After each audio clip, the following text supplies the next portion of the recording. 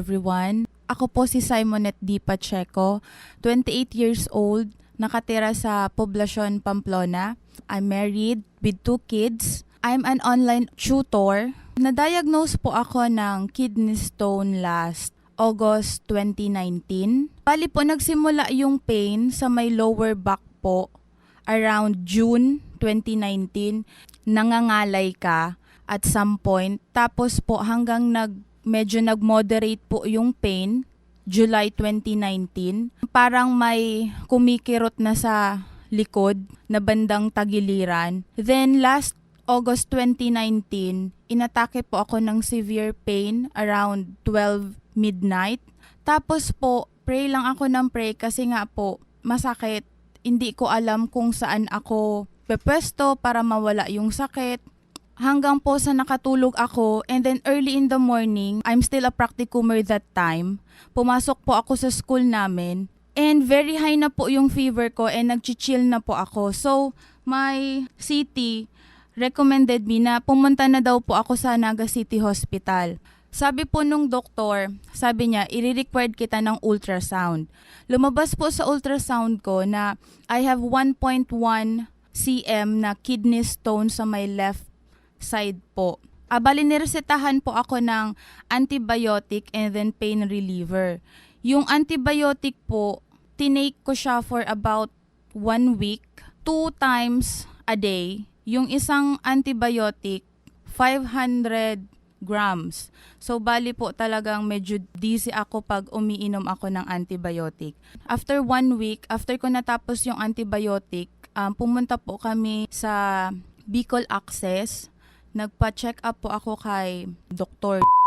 Ni-required niya po ako to have the CT stonogram para po daw malocate talaga namin kung nasaan yung stone kasi that time wala na po akong nararamdaman na pain or anything. And then since medyo may kamahalan po, expensive yung CT stonogram, that time it's around 7,500. Low budget po kami. So bali hindi ko na talaga siya na pursue na magpa-lab test and iano yung kalagayan ko that time.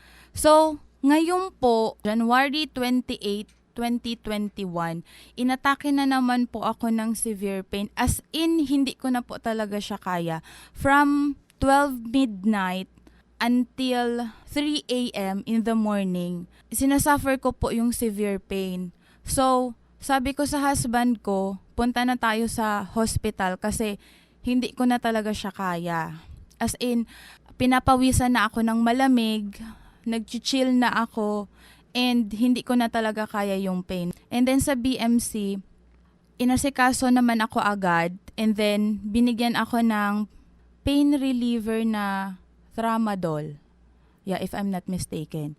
And then, mga around 6 or 5:30 in the morning, nakalabas din naman po kami sa BMC. After that day, nag-post ako sa social media about my situation. And then, yung isang friend ng mother-in-law ko, si Manay Lydia de la Rosa, she chatted me and told me about ionic minerals. Sabi niya, itry ko daw. Sabi ko sa husband ko, let's try. Kasi wala namang masama. Kasi more on tubig and minerals lang naman siya. So yun po, February 5, pumunta kami dito ni husband ko. In-interview po ako ni Dr. Paragas. And explain niya po sa akin kung anong cause po ng infection. And then po, binigyan niya po ako ng prescription na may time and kung ilang drops, that schedule, yung iinumin ko. Very well yung explanation sa akin ni Dr. Paragas kung ano po yung mga dapat kong gawin. Nag-start po akong uminom nung ionic minerals February 6. Sinunod ko lang po talaga yung explanation kung ano po yung dapat kong kainin, kung ano po yung dapat kong iwasan, kung ilang baso and kung ilang ml yung isang baso dapat. Tapos kung ilang drops po yun. Sinunod ko lang po talaga yun. Actually, sa table ko, meron na akong 7 bottles na tigpa 500 ml para po aware ako kung ilan pa lang yung nainom ko. So, ilan ba ang requirement po? Ano po, 14 glasses na yung each glass dapat po 250 ml yung measurement niya po. And then, mga around February 17, feeling ko yung may something sa body ko. Inexplain din po yun ni doktor na yun nga daw po yung healing crisis. Yung body ko nag-a-adjust sa ionic mineral. Kumbaga, hinihil niya yung body ko. So sabi ko, ito na yun. Naramdaman ko po yung sa may pantog ko na para po siyang maga, na parang namamanhid, na may pain. And also po, pag umiihi ako, yung feeling na balisaw-saw po na parang talagang mapapaganyan ka pag umiihi ka. Tapos po, February 18, last night, ihi lang po ako ng ihi kasi syempre inom lang po ako ng inom ng tubig. Yung pag-ihi ko kagabi, medyo may pressure.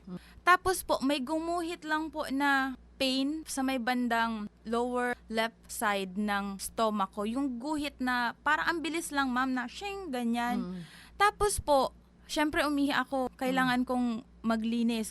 Pag atras ko po, pagtingin ko sa floor, yung floor po namin tiles. So talagang makikita mo siya. Simula po nang nalaman kong meron akong kidney stone, na aware po ako.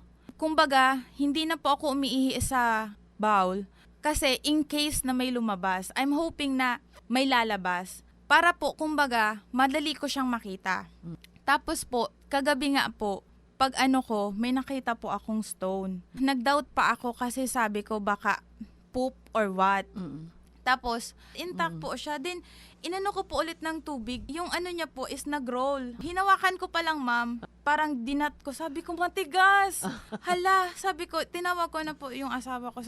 Sabi niya, ano yan? Sabi ko, siguro nga ako yung yung stone na. Kunin mo.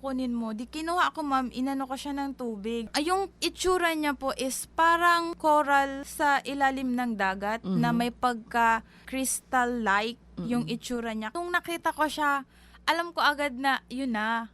Ewan ko, out of nowhere, feeling ko talaga po, siya, yun na yun. Ma'am, teary-eyed. Tapos, naiyak ako. Happy kasi kung sa ibang doktor siguro masyadong madami na yung ginastos namin. And also, I feel safe kasi lumabas na siya. Hindi na ako magsasuffer sa severe pain na hindi mo alam kung saan ka pepwesto para lang makakuha ng comfortable na position para makatulog. So, ma'am, happy, super happy. Kaya nga ngayon, umiiyak ako. Tears of joy. Nahawa na ako sa'yo. Tears of joy po. Kasi syempre, I'm a mother of two. I need to be healthy para po sa kanila. And yun nga po, nalaman kong may ganun. Ang una talagang pumasok sa akin, paano yung mga kids pag lumala to or what. So, nung lumabas talaga siya, ma'am, sabi ko, Lord, salamat po. Thank you po kasi ginaid mo ako. Binigay mo si Manay Lid sa akin para po malid niya ako kay Dr. Paragas. Malaman ko itong ionic minerals and what. So, bali yun. So, happy talaga ako, ma'am. Happy as in sa sobrang kasiyahan ko, ma'am, hindi ako mimik. Hindi ako mimik kasi, ma'am, ang daming thoughts na pumasok sa isip ko. Ang dami kong naisip, ang dami kong sabi ko, yung mga dreams ko. At some point, syempre, hindi basta-basta ang kidney stone. Kasi kidney yan, unlike gallstone, medyo mas malapit siya sa labasan. Yung kidney may dadaanan pa pong tube, tapos may bladder pa bago lumabas. So, super happy talaga ako, ma'am. Salamat po, I'm so blessed na may mga taong nakaka-inspire, nakakatulong, katulad po ng ionic minerals na no need to gumastos ng malaki para lang gumaling. It's a matter of discipline lang po talaga. And faith also na gumaling. Sabi ko sa asawa ko, punta tayo kay Dr. Paragas kinaumagahan. So, ayan nga po ngayon, bumalik kami kay Dr. Renato Paragas. And nakwento ko po yung nangyari. Ang laki ng smile ni Doc. Tapos, pinakita ko yung stone na lumabas. Sinukat niya, 1.2 cm daw po. And then, nilabas ko yung CT stenogram ko. Napakamot si doktor kasi sabi niya, nung unang check-up ko sa kanya, wag na daw kasi gagastos lang ako. Inapakamot siya kasi nga gumastos pa din kami. Sabi ko, doktor, na sinunod ko lang po yung gusto ng tatay ko. Kasi po, malayo po kasi na nag-aalala, sinunod ko lang po. Sabi niya, di gumastos ka lang, wala namang Tapos po, sabi ni doktor, since sinunod ko po yung reseta niya, na prescription niya ng mga dapat kong kainin. Actually, ma'am, super hirap. Kasi ako po yung klase ng taong makinain. Kahit kakainin ko basta masarap. Like street foods. And medyo that time, mahilig ako soft drinks. And mga juices na nabibili po sa mga groceries. So yun, medyo mahirap mag-adjust sa pagkain. Kasi, dati akong palakain, tapos biglang, hindi ka masyadong kakain ng ganito. Dapat ganito lang yung kakainin mo. Medyo nahirapan po ako, pero sinet ko yung mind ko na kailangan kong sundin kasi para sa akin to. Kumbaga, hindi siya lalabas kung hindi ko susundin yung prescription ni doktor na mga dapat kong kainin. And kailangan talagang disiplina kasi hindi siya magiging successful kung wala kang disiplina. Hindi siya magiging successful kung matigas ang ulo mo. Anong sense nung prescription na binigay ni doktor kung hindi mo din siya susundin? Sa matigas ang ulo siguro, ma'am, walang bawal-bawal. Pero wala namang masama gawin yung sinasabi ng iba.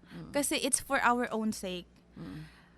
Lahat ng bawal, lahat ng sobra, masama. And napapatutuuhan ko po yun kasi since teenager ako, sobrang grabe ako sa street food. Sinasabihan ako ng Do you mama drink ko. coffee? Yes po. Dati po, 3 cups. And yung, ma'am, yung kape ko, hindi lang isang sachet. 2, ma'am. Ang gusto ko talaga, siya, yung malasang malasa. Tapos lalagyan ko pa siya ng sugar. So, siguro, at some point, isa din yun na factor. Soft drinks pa po.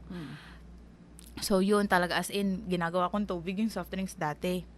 Tapos, hindi po talaga ako pala inom ng tubig. Yung that time talaga, ma'am, walang bawal-bawal. Hindi ako, kahit sinasabihan ako ng relatives ko na, bawasan mo yung kain mo ng fats. Kasi mahilig po ako sa taba ng karne. Wala akong pakialam, ma'am. As in, wala. Pero, sabi ko, nung nalaman kong meron, sabi ko, shucks, dapat pala talaga naniwala ako. Binawasan ko yung kain ng mga hindi dapat.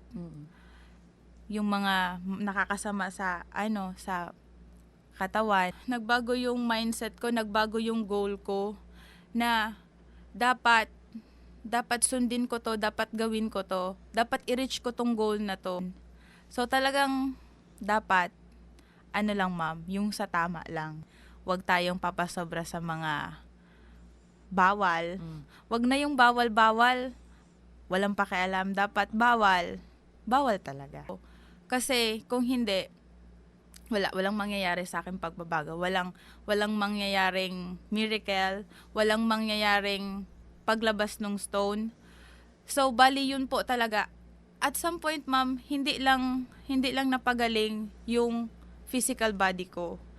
At some point, naayos din po yung mindset ko. Kumbaga, na-aware po ako sa mga dapat at hindi dapat para ma-maintain yung healthy body.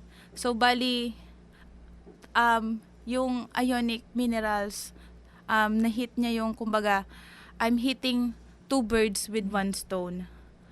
So, You hit your kidney stone? I hit my kidney stone and I hit my goal, I hit my mindset, na ayos talaga siya, ma'am, na okay kumain, pero wag sobra. Kasi lahat ng sobra, masama. So, bali, naging aware ako doon, ma'am. And sabi ni doktor,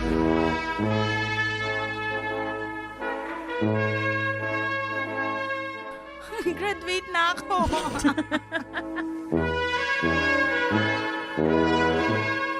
And I'm so happy po doon sa sinabi ni doktor. Kasi, kumbaga po, it's such a relief na, yes, graduate na ako. Lumabas na siya. So, yun, ma'am. So, mensahe mo ngayon kay Doc sa mga nakikinig sa atin? Ang mensahe ko po kay Dr. Renato Paragas, maraming salamat po kasi nandyan ka. Marami ka pong natutulungan and marami ka pong napapagraduate. Salamat po kasi dahil napapagaling mo yung physical na body namin and at the same time, nababago yung sistema ng buhay. Nababago yung sistema ng buhay ng pasyente mo. And sana po patuloy lang ang programa mo po na Ionic Minerals para po mas marami ka pang matulungan at mapagaling. Sa mga nakikinig po na nag-hesitate pumunta at itry ang Ionic Minerals, wag na ho kayong mag-hesitate na pumunta dito. Kung ako po sa inyo, punta na po kayo agad dito. Super makakatipid na kayo. Super gagaling pa po kayo, legit na legit. And itry nyo po yung concept ng Ionic Minerals kasi po talaga, totoong-totoo po talaga siyang mapapagaling kayo, magiging aware po kayo sa dapat at hindi dapat, and also, marireach nyo yung goal nyo, gagaling kayo, and magbabago po yung mindset nyo, magiging aware kayo sa mga bagay-bagay na magiging healthy kayo and makakaiwas kayo sa mga bawal. Thank you so much po, Dr. Paragas, and sa team mo po. God bless. Tubig na purified ang dapat inumin. Ionic CMD sa tubig dapat haluin.